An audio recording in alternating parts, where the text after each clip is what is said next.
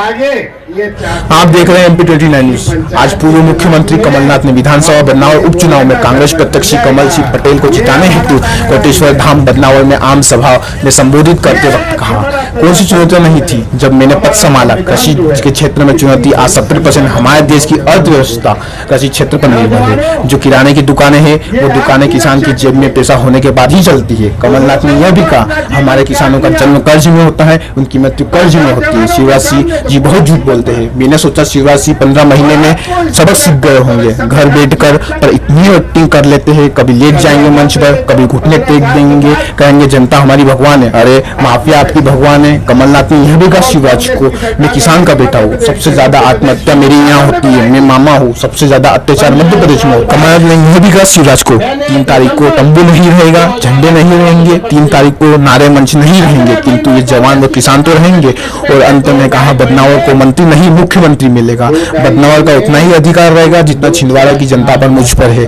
तस्वीर बदल लेना, सच्चाई का साथ देना, धार का इतिहास बदलेगा। देखिए खबर MP 29 न्यूज पर। सरकार ने अपनी नीति और नियत का परिचय दिया।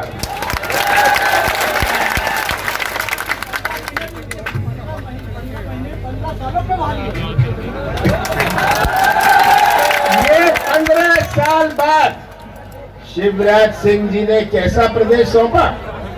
ऐसा प्रदेश शिवराज सिंह जी ने मुझे सौंपा जहां किसानों की आत्महत्या में नंबर 1, बेरोजगारी में नंबर 1, भ्रष्टाचार में नंबर 1, गुंडागिरी में नंबर 1, महिलाओं के अत्याचार में नंबर 1, ऐसा प्रदेश मुझे सौंपा।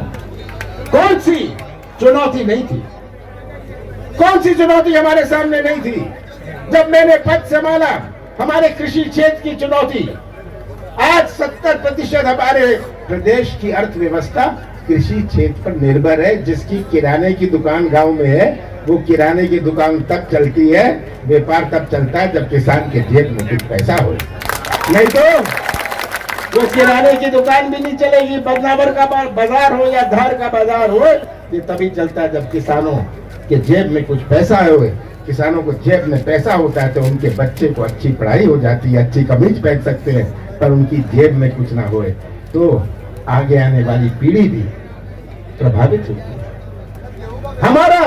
हमारा किसान का जन्म कर्जे में होता है, उसकी मृत्यु कर्जे में होती है। हमने शुरुआत करी, कर्जा माफ की। आप सब गवाह हैं, कितने हजारों किसानों का कर्जा माफ किया। शिवराज सिंह जी झूठ बोलते हैं, रोज झूठ बोलते हैं। अब क्या करूं, ये तो झूठ को भी शर्मा देंगे, ऐसा झूठ बोलते हैं। मैंने सोचा था शिवराज जी सबक सीख गए होंगे 15 महीने घर बैठ के, पर कभी तो कितनी एक्टिंग कर लेते हैं। कभी लेट जाएंगे मंच पर, कभी घुटने टेक लेंगे, कहेंगे कि जनता मेरी भगवान है। शिवराज जी आपका तो माफिया भगवान है। आप तो ऐसी एक्टिंग करते हैं, चले जाइएगा बंबई, शाहरुख खान और सलमान खान से भी शर्म नीचे दिखा देंगे। आप नाम नीचा करिएगा, एक्टिंग कर लीजिएगा जाके। ये 15 साल बाद ये हालात थी कि जितने उद्योग ना लगे उससे ज्यादा बंद हो जाते। हमारे किसान के साथ न्याय नहीं। क्या भाव मिलता था? पिछले साल भी तो भाव मिला, पिछले साल भी भाव मिला। इनके समय में किसानों के साथ अन्याय। और शिवराज सिंह कहेंगे मैं किसान का बेटा हूँ, कहते हैं ना किसान का बेटा हूँ, सबसे ज्यादा आत्महत्या मेरे यहाँ होती है। तब कहेंगे मैं मामा हूँ, सबसे ज्यादा महिलाओं पर अत्याचार मध्य प्रदेश में होता है। शिवराज सिंह जी मामा है। अब तो पता नहीं क्या कह रहे हैं अपने आप को, आपको टाइगर टूगर कह रहे हैं। ये आज हमारे कृषि क्षेत्र में एक नई क्रांति आए। मेरा प्रयास था, हमने शुरुआत करी थी पहले किस्त में, दूसरा किस्त चालू था। और शिवराज जी जितना भी झूठ बोले, विधानसभा में कहना पड़ा कि लगभग 27 लाख किसानों का कर्जा माफ हुआ। पर शिवराज सिंह जी आपका झूठ तो पकड़ा गया। अब आगे आने वाले समय में देखिएगा, जब कांग्रेस की सरकार बनेगी हम हर किसान का कर्जा माफ करेंगे 2 लाख रुपए का। आज हमें किसानों को आर्थिक दृष्टि से मजबूत बनाना है।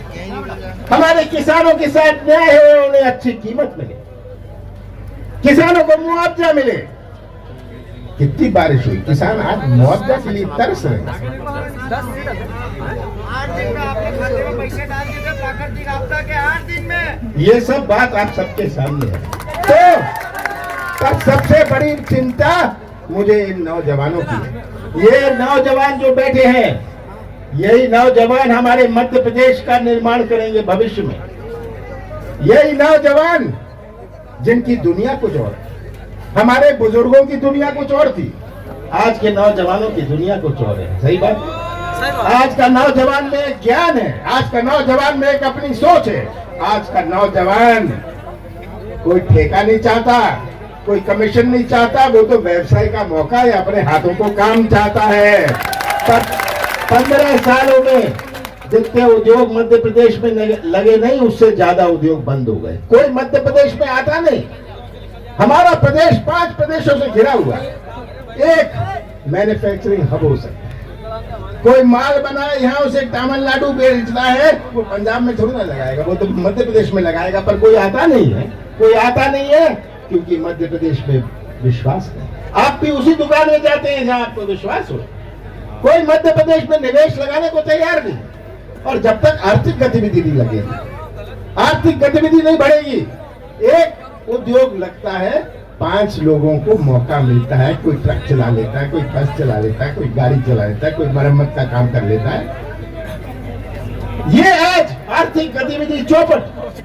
शिवराज सिंह जी को चिंता नहीं थी।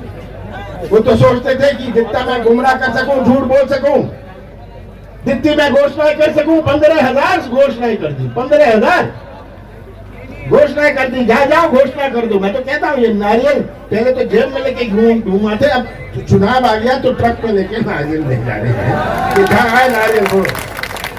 ये आज सही तस्वीर आप सबके सामने। मुझे सबसे बड़ी चिंता नौजवानों की है कि अब मध्य प्रदेश में निवेश आए, हमारे नौजवानों का भविष्य बने। पर क्या मध्य प्रदेश की पहचान माफिया से होगी, मिलावट से होगी? मैंने माफिया के खिलाफ युद्ध शुरू किया, मैंने मिलावट शुद्ध का युद्ध शुरू किया। दूध का भाव बढ़ा, दूध का भाव बढ़ा ना, दूध का भाव बढ़ा, और क्योंकि शुद्ध का युद्ध था। ये माफिया को 15 साल संरक्षण मिलता रहा। ये जानते थे माफिया और मिलावट वाले कि कमलनाथ को ना पटा सकते हो, ना दबा सकते हो।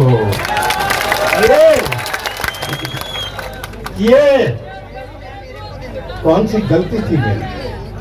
कौन सी गलती थी, कौन सा गुनाह मैंने किया कि मैंने माफिया के खिलाफ मुहिम चलाया? कौन सा पाप मैंने किया कि मैंने शुद्ध का युद्ध शुरू किया? कौन सा पाप मैंने किया, कौन सी गलती मैंने करी थी किसानों का कर्जा माफ शुरू करने दिया? कौन सी गलती मैंने करी कि 100 रुपए में 100 यूनिट बिजली की बात करी? कौन सी गलती करी मैंने? कौन सा पाप किया कि किसानों को आधे रेट में बिजली मिले? कौन सी गलती करी कि सबसे ज्यादा गौशाला अपने प्रदेश में पिछले 1 साल में बने? ये कौन सी गलती करी मैंने कि 27% आरक्षण हम अपने पिछड़ी जाति को देंगे? ये सब आपके सामने, ये सब आपके सामने। और मुझे तो ये नौजवानों, ये आगे आने वाली पीढ़ी, हमारा कैसा मध्य प्रदेश भविष्य में बनेगा। 3 तारीख को ये तंबू नहीं रहेगा, 3 तारीख को ये झंडे नहीं रहेंगे, 3 तारीख को ये नारे और ये मंच नहीं रहेगा। पर 3 तारीख के बाद ये नौजवान और हमारे किसान तो रहेंगे। इनके भविष्य का क्या होगा? ये प्रश्न आपके सामने है। जब झंडे उतर जाएंगे, जब ये तंबू उतर जाएगा, हमारे नौजवानों का क्या होगा? हमारे कृषि क्षेत्र का क्या होगा? हमारे जो किसान और गरीब आदिवासी जिनके पट्टे नहीं बने, उनके पट्टे बनवाने हैं। कांग्रेस की ही नीति थी, कांग्रेस की ही नीति थी कि आजादी के बाद इंदिरा गांधी जी ने हमारे आदिवासी भाइयों के लिए वो कानून बनाए। इंदिरा गांधी जी ने कानून बनाए राजीव गांधी जी ने वो कानून बनाए, हमारे आदिवासी समाज सबसे कमजोर वर्ग के लिए बनाए।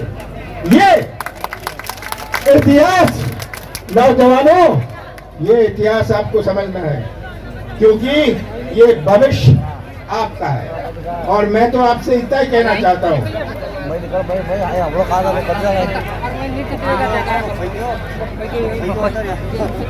ठीक है?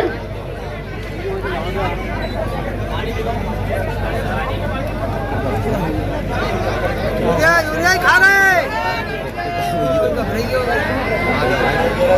पानी बॉटल फेंको। ठीक है बासर, हाँ ठीक है। तो मैं ज्यादा नहीं कहना चाहता हूँ कि ये तस्वीर आप सबके सामने है। आज नौजवानों का भविष्य कैसे सुरक्षित रहेगा। सबसे ज्यादा उत्पादन मध्य प्रदेश में मजदूरों का हुआ। आपने टेलीविजन में देखा मजदूर कोविड के बाद कैसे चलते हुए आ रहे थे। आपने कोई गुजरात का मजदूर देखा? नहीं देखा। मध्य प्रदेश का मजदूर जरूर देखा। ये आपको याद रखनी है बात। ये तस्वीर आप सबके सामने है और ये भारतीय जनता पार्टी हर चीज का उपयोग करेगी। उनके उम्मीदवार हर चीज का आपको बहकाने का कि मंत्री बनूंगा छोड़िए, कमलनाथ जिम्मेदारी ले रहे हैं बदनावर की।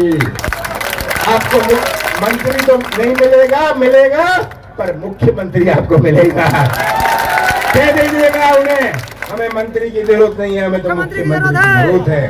और बदनावर का उतना ही अधिकार मुझ पर रहेगा जो छिंदवाड़ा के लोगों का मुझ पर है। ये तस्वीर अपने सामने रख लीजिएगा, ये तस्वीर अपने सामने रख लीजिएगा। मैं तो यही निवेदन करता हूँ, ये तस्वीर देख लीजिएगा, सच्चाई का साथ दीजिएगा, सच्चाई पहचान लीजिएगा। ये सच्चाई आप सबके सामने है। ये चुनाव सच्चाई और झूठ का है और मुझे पूरा विश्वास है कि अगर आप सब जो आए हैं आपने अपनी कमर कस ली तो बदनावर और धार का एक नया इतिहास बनने जा रहा है। आप सबका बहुत बहुत धन्यवाद।